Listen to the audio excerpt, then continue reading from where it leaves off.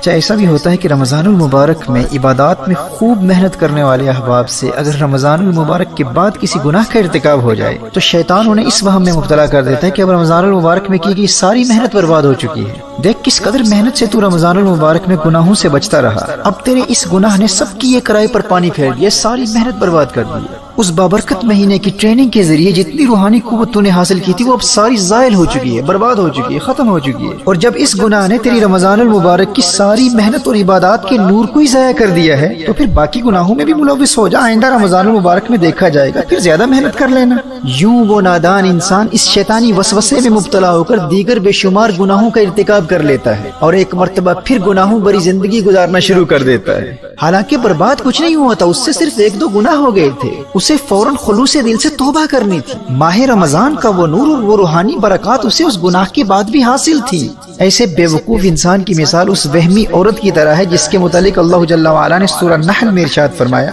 وَلَا تَكُونُ كَالَّتِي نَقَضَتْ غَزْلَهَا مِن بَعْدِ قُوَّةٍ أَنْكَاثًا، اس عورت کی طرح نہ ہو جس نے اپنا سوت مضبوطی کے ساتھ کاٹنے کے بعد ریزہ ریزہ کر کے توڑ دیا۔ یہ مکہ مکرمہ کی ایک وہمی عورت تھی جو انتہائی محنت کے ساتھ دوپہر تک سوت کاتا کرتی تھی اور دوپہر کے وقت اس کاتے ہوئے سوت کو خود توڑ کر ریزہ ریزہ کر دیتی تھی۔ یہ اس کا وہم تھا، بس وہم میں مبتلا ہو کر اپنی ساری محنت خود اپنے ہاتھوں سے ضائع کر دیتی۔ میرے دوستو، اس وہم اور وسوسے میں مبتلا وہی ہوتا ہے جو ماہ رمضان کے بعد کی زندگی کا مقابلہ ماہ رمضان کی زندگی کے ساتھ کرتا ہے۔ وہ یہ سمجھتا ہے کہ غیر رمضان کی زندگی بھی عبادات، تقوی اور پرہیزگاری کے اعتبار سے رمضان المبارک کی طرح ہوگی، جبکہ اسے جاننا چاہیے کہ غیر رمضان میں شیطان آزاد ہو چکا ہے۔ اب وہ ماہ رمضان والا نزول ملائکہ کا سلسلہ ختم ہو چکا ہے، اب وہ رمضان المبارک کی بہاریں نہیں رہی، اب وہ ماہ رمضان کی برکتیں کہاں۔ اب غیر رمضان میں اس کی نیکیوں کا لیول اور گناہوں سے بچنے کا لیول رمضان کے مقابلے میں کم ہوگا۔ غیر رمضان میں نیچرلی تقوی اور پرہیزگاری میں تو کمی واقع ہوتی ہی ہے۔ اس لیے محترم احبہ، عام لوگوں کو ماہ رمضان کے بعد کی زندگی کا مقابلہ ماہ رمضان کی زندگی سے ہرگز نہیں کرنا چاہیے، بلکہ ماہ رمضان کی بعد کی زندگی کا مقابلہ ہمیشہ ماہ رمضان سے پہلے کی زندگی کے ساتھ کرنا چاہیے۔ یہ بڑی اہم بات ہے۔ یعنی اگر ماہ رمضان میں حاصل کی گئی تربیت کا آپ پر اتنا اثر ہوا ہے کہ ماہ رمضان کے بعد کی زندگی فرائض کی ادائیگی اور گناہوں سے بچنے کے اعتبار سے ماہ رمضان سے پہلے کی زندگی سے بہتر ہے، تو آپ اللہ جل وعلا کا شکر ادا کریں کہ اللہ جل وعلا نے آپ کو آپ کے مقصد میں کامیابی عطا فرمائی ہے، آپ کامیاب ہیں۔ اب اگر کوئی گناہ ہو بھی جاتا ہے تو فوراً توبہ کر کے اپنا روحانی سفر جاری رکھیں، اور شیطان جب بھی اس وہم میں مبتلا کرنے کی کوشش کرے کہ اب کیا فائدہ، اب تو سب کچھ برباد ہو چکا ہے، تو نے تو گناہ کر لیا ہے، ماہ رمضان کی ساری محنت برباد ہو چکی ہے، پھر گنہگاروں والی زندگی گزارنا شروع کر دے اور آئندہ رمضان میں پھر محنت کرنا اور پھر دیکھا جائے گا۔ ماہ رمضان کے مقابلے میں تو اب تو زیرو ہے، صفر ہے، ختم ہو چکا ہے۔ جب شیطان اس وسوسے میں مبتلا کرنے کی کوشش کرے تو فوراً جواب دے کہ میں نے ماہ رمضان کے بعد کی زندگی کا مقابلہ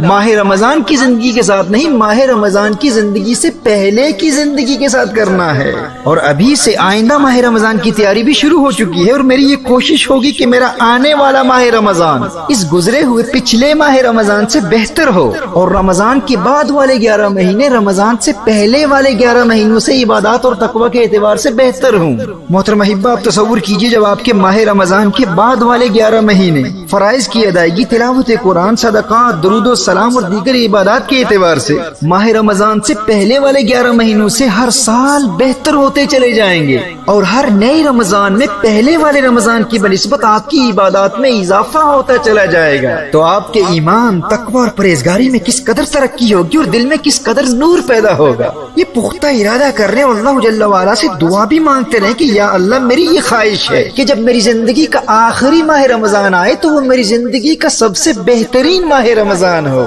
دوستو، اگر آپ اپنا مائنڈ سیٹ یوں بنا لیں گے نا تو آپ کی تمام زندگی ماہ رمضان کے گرد گردش کرتی رہے گی۔ ماہ رمضان کے بعد کی زندگی کا مقابلہ ماہ رمضان سے پہلے کی زندگی کے ساتھ، اور ہر نئے ماہ رمضان کی زندگی کا مقابلہ پچھلے ماہ رمضان کی زندگی کے ساتھ، یوں دل میں عشق رمضان المبارک مسلسل بڑھتا رہے گا۔ حضرت یعلا بن فضل فرماتے ہیں کہ صحابہ کرام علیہم رضوان سال کے 6 مہینے اس دعا میں گزار دیتے تھے کہ یا اللہ، ہمیں ماہ رمضان عطا فرما دے، اور جب ماہ رمضان مل جاتا تو 6 مہینے اس دعا میں گزار دیتے کہ یا اللہ، ہماری رمضان کی عبادتوں کو قبول فرما لے۔ یوں ان عاشقان ماہ رمضان کی تمام زندگی ماہ رمضان کے گرد ہی گردش کرتی رہتی ہے۔ محترم احبہ، ماہ رمضان کی یادوں سے اپنے قلوب میں اجالا کرنے کے لیے شوال مکرم کے 6 روزے ضرور رکھیں۔ اور اسی طرح ہر پیر اور جمعرات کا روزہ بھی ضرور رکھیں، اور ایام البید یا ایام بیز ہر مہینے کی 13ویں، 14ویں اور 15ویں تاریخ کو روزہ رکھیں۔ یوں رمضان المبارک کی یادیں بھی تازہ ہوتی رہیں گی، اور ان صحیح احادیث کی روشنی میں یہ روزے رکھنے والوں کو تمام سال روزہ رکھنے کا ثواب بھی ملے گا۔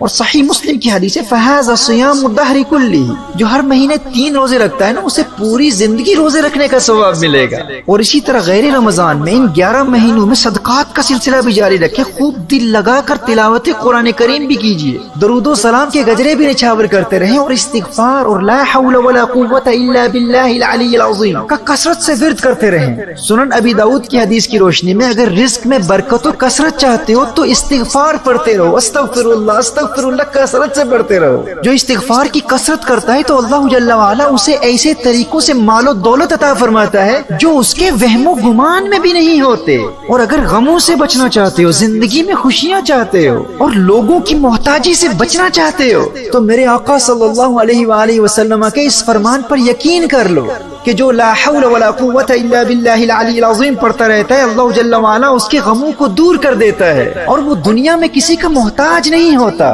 اللہ جل وعلا ہمیں ان 11 مہینوں میں ان تمام اعمال و اوراد پر استقامت کے ذریعے رمضان المبارک کی تیاری کرنے کی توفیق عطا فرمائے، اور ماہ رمضان کی بہار زندگی میں ایک مرتبہ پھر نصیب فرمائے۔